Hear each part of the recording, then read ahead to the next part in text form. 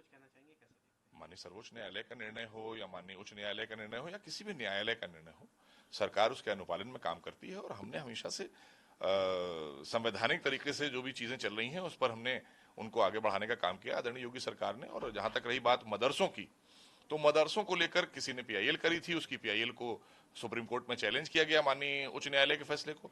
तो जो फैसला माननीय सर्वोच्च न्यायालय से आया है, हम उसके अनुपालन में ही काम कर रहे थे और आगे भी हम उसी के अनुपालन में काम करेंगे। लेकिन हम एक चीज बताना चाहते हैं कि मदरसा मॉडर्नाइजेशन अगर किसी ने किया है, वो आदरणीय योगी सरकार ने किया है पूरे देश के अंदर, उत्तर प्रदेश में।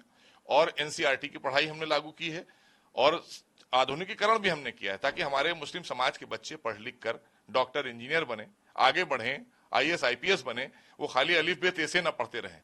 क्योंकि पिछली जो सपा की सरकार रही या कांग्रेस की सरकार रही, इन्होंने आलिम फाजिल और ये सब जो डिग्रियां दी थी ना मौलम की, और इन डिग्रियों पर इन्होंने नौकरियां दी थी, उसको सीधे तौर पर माननीय सर्वोच्च न्यायालय ने कहा है कि वो वैध नहीं है, उनको हम वैध नहीं मानेंगे। क्योंकि उनकी डिग्रियों में और जो हमारी सामाजिक शिक्षा की डिग्री है, जिसके लिए हम बच्चों को डॉक्टर, इंजीनियर, आईएएस आईपीएस बनाने के लिए एनसीईआरटी का जो हमने सिलेबस दिया है, सामाजिक शिक्षा जो हम दे रहे हैं, उससे पढ़ लिखकर बच्चे आगे आए। बाकी अलिफ बे ते से उनका पढ़ना है, पढ़ें, उससे कोई दिक्कत नहीं है। वो अखिलेश यादव जी का काम है और कांग्रेस का है, वो पढ़वाते रहेंगे, उसको हम नहीं रोक रहे हैं। लेकिन हम चाहते हैं कि हमारे मुस्लिम समाज के बच्चे भी आगे आए और डॉक्टर, इंजीनियर, आईएएस आईपीएस बने। इसलिए हमने मदरसा मॉडर्नाइजेशन किया है आदरणीय योगी सरकार ने।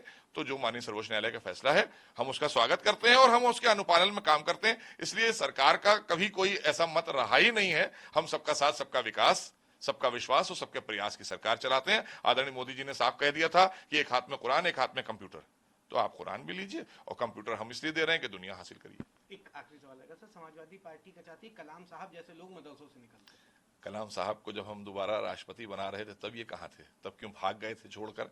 तब कलाम साहब को दोबारा राष्ट्रपति बनाने के नाम पर तो ये भाग रहे थे, तब तो वोट नहीं दे रहे थे, तब इन्हें ये नजर आ रहा था कि भाजपा बना रही। तो भाजपा हमेशा अच्छे काम करती है। तो ये सब काम इन्होंने किए, करप्शन, भ्रष्टाचार जो भी मदरसों में हुआ है, वो समाजवादी पार्टी की सरकार के दौरान हुआ है। इनके द्वारा आच्छादित और लाभ पहुंचाए गए मदरसों में भ्रष्टाचार भी हुआ है और अनियमितताएं भी पाई गई हैं। उन मदरसों को हमने बंद भी किया है और आगे भी हमारा काम जारी रहेगा।